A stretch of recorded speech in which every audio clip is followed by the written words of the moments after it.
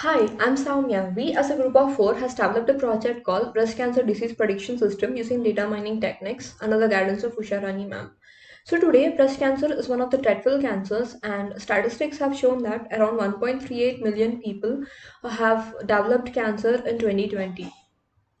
Unfortunately, the death rate was also high. The reason behind high death rate is that identifying cancer in later stages.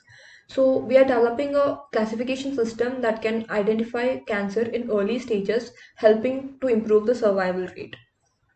So the main objectives of the project are to classify the input sample whether it is positive or negative, and to develop a robust CAT system that would help the doctors to take the right decisions, and to increase the survival rate by early detection, and also to handle a problem called imbalanced classes.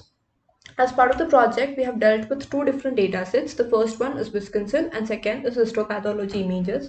So the Wisconsin dataset is a numerical dataset with around 569 instances and 32 features.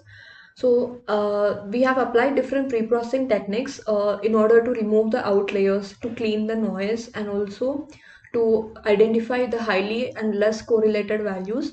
And finally, we apply normalization and feature extraction techniques and get around 15 features which are really important for the classification of breast cancer. And upon that 15 features, we have developed different machine learning models and observed based on the performance metrics called accuracy. And we have observed that SVM and logistic regression has given better accuracies when compared to other different models. Coming to histopathology images, we have taken this dataset from Kaggle website, which was around 3 lakh images. As it is an image, we have performed ED analysis, as part of which we understood the file structure. And as the images were stored as patches, we had to reconstruct the whole image as a breast tissue. And then, as it is 3 lakh images, to reduce the computational expenses, we had done dimensionality reduction. And then we have dealt with a problem called imbalanced class distribution. And later on, we developed four different neural network models on these images, among which Inception ResNet V2 has given better accuracy when compared to other models. So here are the results of Wisconsin dataset. So this is the procedure that we have followed, and here are the 15 features that were extracted by applying extra tree classifier technique. And here is the box plot which shows some outliers. All this is removed as part of pre-processing technique. And here is the accuracy chart of different models that we have applied on Wisconsin dataset. Moving on to the results of histopathology images. So the first image shows the random samples of the patients. So these are how the breast tissues looks like. And as I mentioned, they are patches. We have to reconstruct them. So second image represents the binary 2D visualization of the whole breast tissue.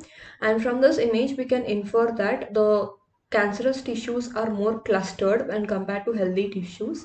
Moving on to the third image, this represents the dimensionality reduction. So we have applied PCA, that is principal component analysis, to reduce the dimensions of the image.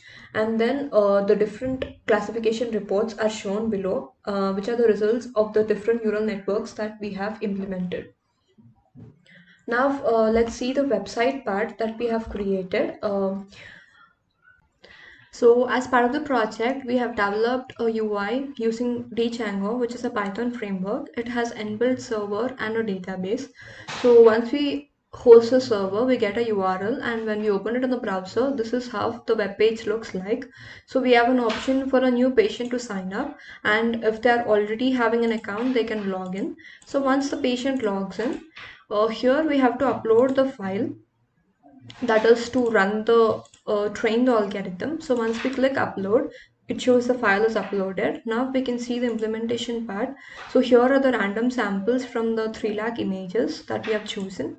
And here is a pre-processing image, that is, it shows the graphs, the inferences that it has taken from the whole data set. So the first graph shows it is the number of patches, which is frequency. So how many are IDC positive and negative. This it shows per patient record. The second image shows the frequency versus the percentage of patches with IDC. So even if a patch is IDC positive, it doesn't mean the whole patch is positive. Some might be healthy tissues and some only some part of the tissue or the patch may be negative. So that is a ratio, and here is a class B distribution. So most of the images in the data set are IDC negative and only few are IDC positive, which is an imbalance which has to be dealt as part of pre-processing. So the next is binary target visualization, that is we are reconstructing the image from a patch to the whole breast tissue, and this is a 3D image, or that is after 2D we convert it into 3D by masking, and this is how the tissue looks like. Then we apply PCA analysis, that is dimensionality reduction, and once everything is done, this is the final data set with 4 different features. The first one is patient ID, second is a path, third is a class variable, that is whether it is positive or negative, 0 or 1. So now let's choose the algorithm. So when we choose the algorithm, it shows the results, the classification report, and the confusion matrix for each of the models. And if we see, Inception ResNet has the better accuracy with 89% when compared to other algorithms. Now let's see the implementation by giving a single image. So now let's choose the single histopathology image. So once I click upload, it's showing that the whatever input I've entered is IDC positive sample. So that's how our model which is trained is now classifying this input sample as positive or negative. Just to cross verify, the image path shows that it is class 1, which is IDC positive, and whatever we have predicted is also right. Okay, now let's see the implementation part of Wisconsin dataset. For that, we have to go into the developer. So this page shows the procedure that we are following in the flowchart to deal with the Wisconsin dataset. So now if we choose the data, that is Wisconsin dataset,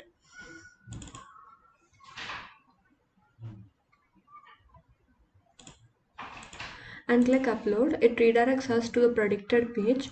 So it shows the flow and the different steps that we have taken part of dealing with this data set. This shows the class variable distribution, and this is the visualization of data using swan plot.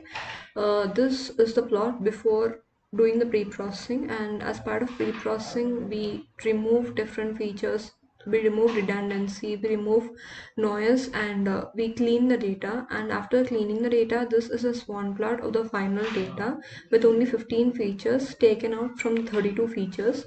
Here is a heat map which shows the correlation between different features towards the class variable, and the variables which are highly correlated or less correlated are removed. And this is how the final dataset looks like, and here it shows the result values of different models that we have developed. And this is the image that shows the rules generated with the decision tree as part of this. So these rules can be converted into association rules for better interpretation.